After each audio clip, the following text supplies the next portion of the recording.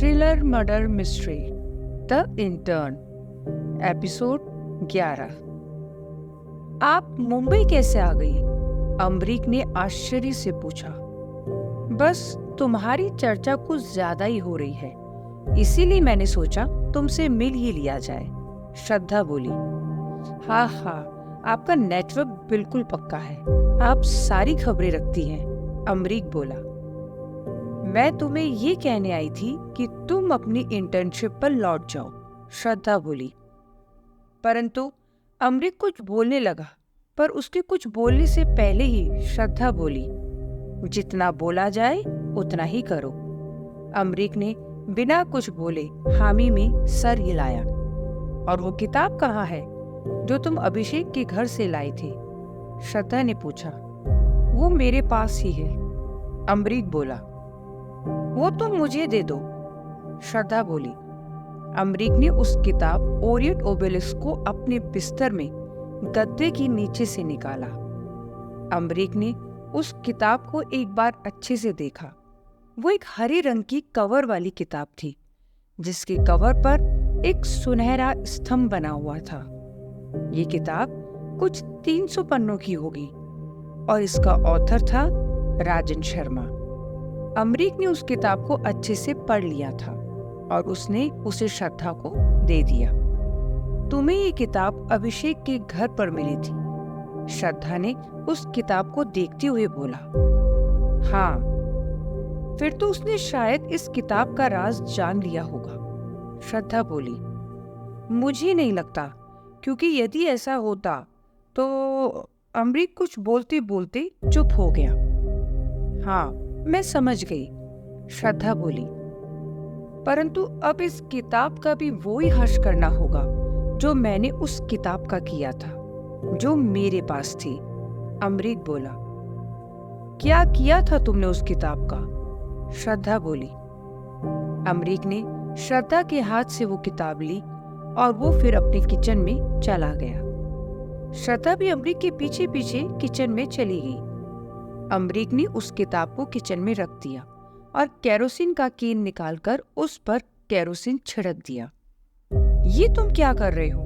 पागल हो गए हो क्या? श्रद्धा बोली। अमरीक ने श्रद्धा की बात को अनसुनी करते हुए किचन की स्लैब से माचिस उठाई और श्रद्धा की ओर देखते हुए माचिस की तिल्ली जलाई और उस केरोसिन से भीगी हुई किताब पर फेंक दी।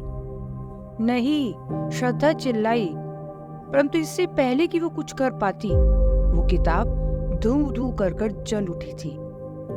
ये तुमने क्या किया? श्रद्धा चीखी। अमरीक चुपचाप उस किताब को जलता हुआ देख रहा था।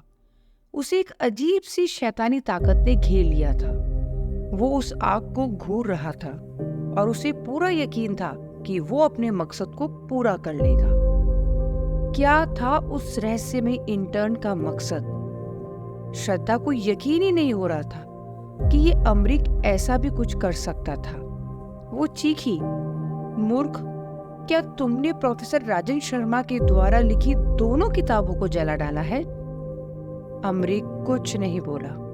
वो सिर्फ उस किताब को जलती हुई देखकर एक अजीब सी खुशी महसूस कर रहा था। तुम्हें पता है कि प्रोफेसर शर्मा मर चुके हैं और इन दोनों किताबों में ही वो कोड था जिससे श्रद्धा कुछ बोलने लगी। तभी अमरीक ने उसकी बात बीच में काटते हुए बोला। अब वो कोड जो पहले इन दो किताबों में कैद था, अब मैं खुद हूं, अमरीक बोला। मतलब? मैं समझी नहीं, श्रद्धा थोड़ी सहज होती हुई बोली। मैंने वो दोनों किताबें पढ़ ली, अमरीक बोला। मूर्ख, वो 300 पन्नों की 2 किताब तुम याद रख सकते हो? श्रद्धा ने अमरीक को कोसते हुए बोला। 600 पन्ने तो याद नहीं रख सकता, परंतु यदि कुछ 15-20 लाइन ही हो तो याद कर सकता हूं, अमरीक बोला। श्रद्धा की आंखें आश्चर्य से चौड़ी हो गई। मतलब तुम्हें पता है कि इन 600 पन्नों में से कौन सी वो 15-20 लाइनें हैं जो कोड है? श्रद्धा बोली। हाँ, अमरीक बोला। मुझे नहीं लगता तुम सच बोल रहे हो। श्रद्धा बोली, यदि ऐसा नहीं होता तो क्या मैं इतनी आसानी से वो दोनों किताबें जला डालता? अमरीक बोला। श्रद्धा को कुछ समझ नहीं आ रहा था। अमरीक कुछ ज्यादा ही खतरनाक था। उसने उसे बहुत कम आंका था। श्रद्धा ने अमरीक को हक किया और उस कमरे से निकल गई।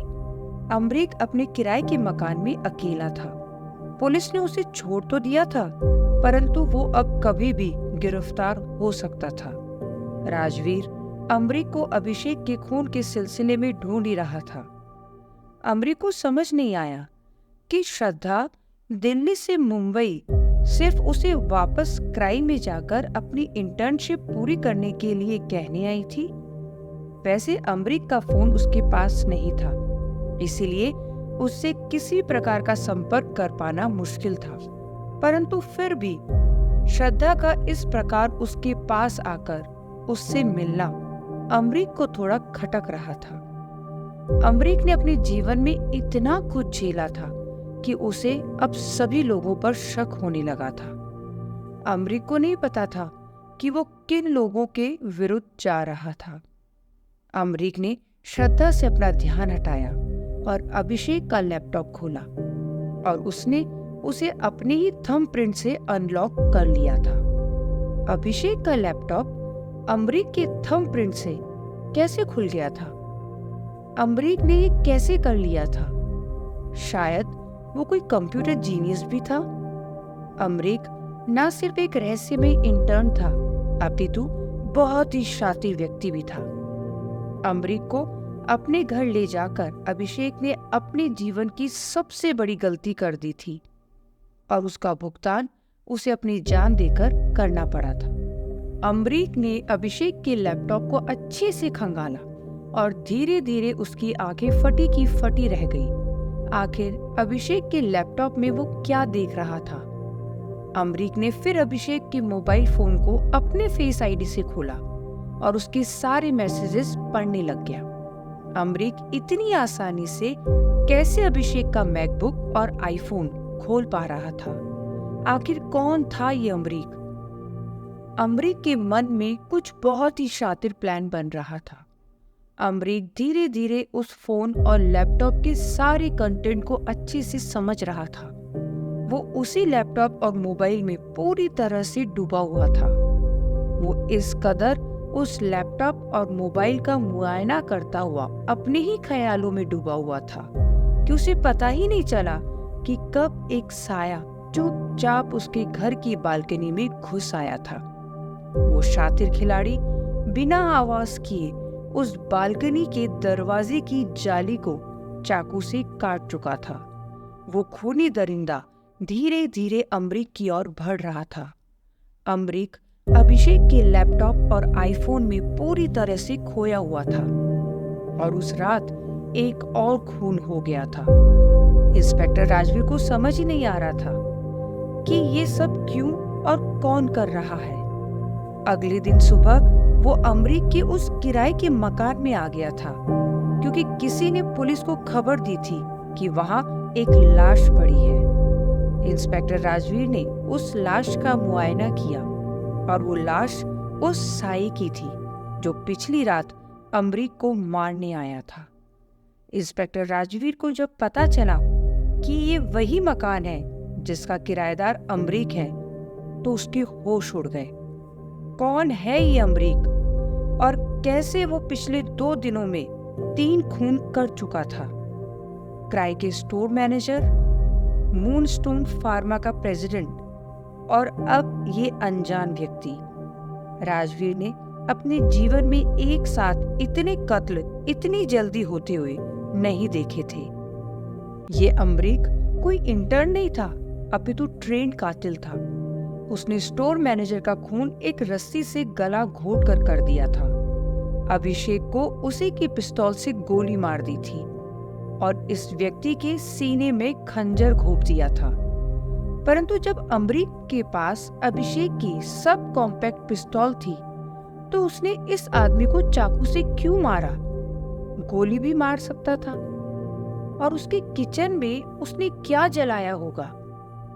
राजवीर पूरी तरह से विस्मित हो चुका था और उसे समझ ही नहीं आ रहा था कि वो अब क्या करे। उसे इस अमरीक को जल्द ही गिरफ्तार करना होगा, वरना ऐसे कत्ल होते रहेंगे।